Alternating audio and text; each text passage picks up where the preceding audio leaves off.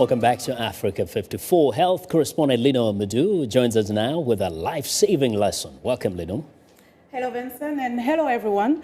Cardiopulmonary resuscitation, or CPR. It is often used to revive people experiencing life-threatening situations such as cardiac arrest. And you don't need to be a doctor or nurse to learn how to use a CPR. So, Brian, thank you so much for joining us. Thanks for having me. First and foremost, we hear so much about CPR. Can you just give us a sense of what it is, really? Well, CPR is an intervention that you want to take to be able to keep a person alive artificially until other resuscitative measures can be administered. So often when you watch a scene on television when they're getting the compressions on the breaths, they wake up and the music's playing and it's a happy ending.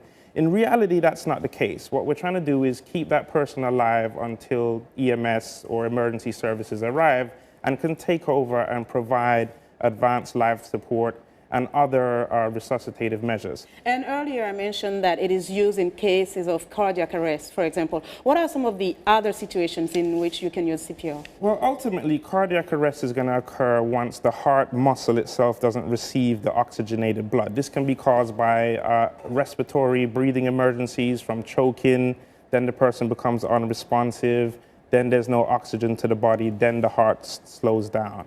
It can occur from drowning. It can occur from a drug overdose, a poisoning, sudden blunt force trauma to the chest or the abdomen. So there's many things that will cause cardiac arrest and have the heart actually stop working.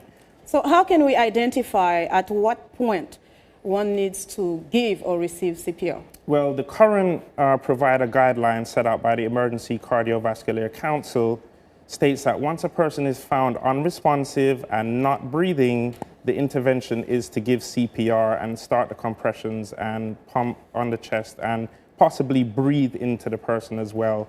And it's done in cycles of compressions and breaths. And at what point do you stop, or how long does it take?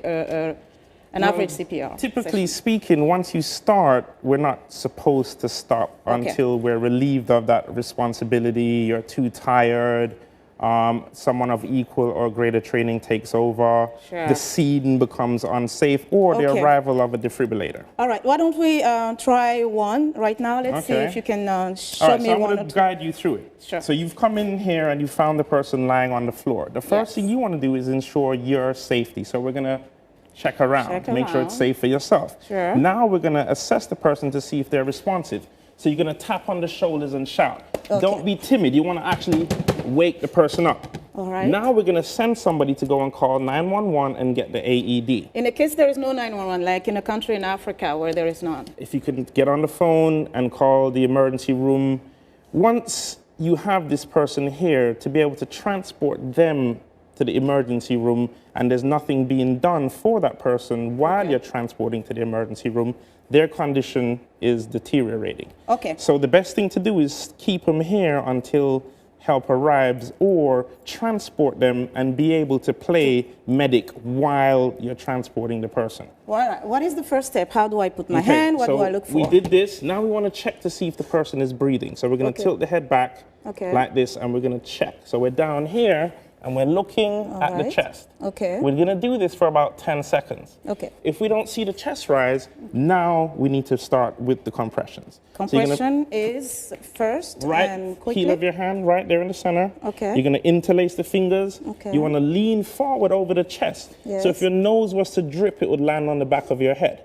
Now, we're going to push down about 2 inches. So let's go down, then let it come up. Don't take your hands off the chest, just the weight. So down, up, down, up. How many times do I do that? Up. Now we're going to do it 30 times at my 30 pace. times. You ready? All right, let's go. 1, 2, 3, 4, 5, 6. We can do as many as we wish. But so that's the idea. And then after that, we check that what do we check? Well, you're going to continue to pump. Now, if you have some type of breathing barrier, then you would want to try and give some breaths. All right. Unfortunately, we're running out of time, so we're going to make sure that we continue to learn CPR, and we'll have you back here. Okay. Not a problem. And that was Brian Levy.